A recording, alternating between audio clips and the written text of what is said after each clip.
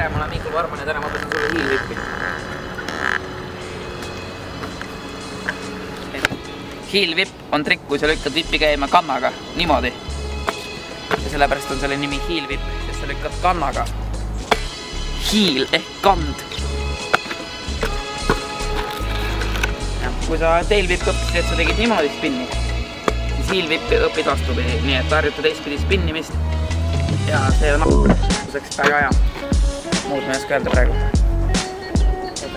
Samamoodi nagu õppisid teilvippi niimoodi. Võid hiilvippi õppida niimoodi. Ehk siis no compliga. Ja harjutad spinni ja...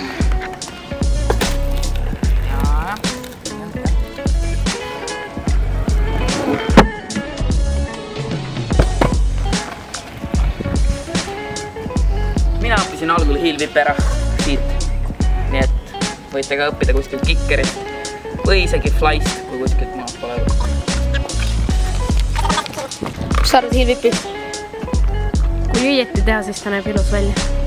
Kus sa arvad hiilvipist, härra õpetaja? Mulle meeldib hiilvippi teha nii, et ma panen kanna siia piduri taha ja siis ma saan siit nagu op. Nagu op. Mõistad? Jalg piduri taha ja...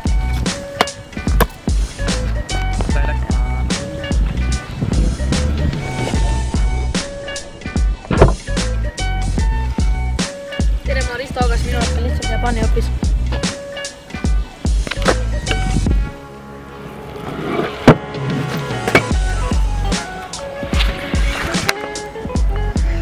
Mis sa arvad hiilvipist?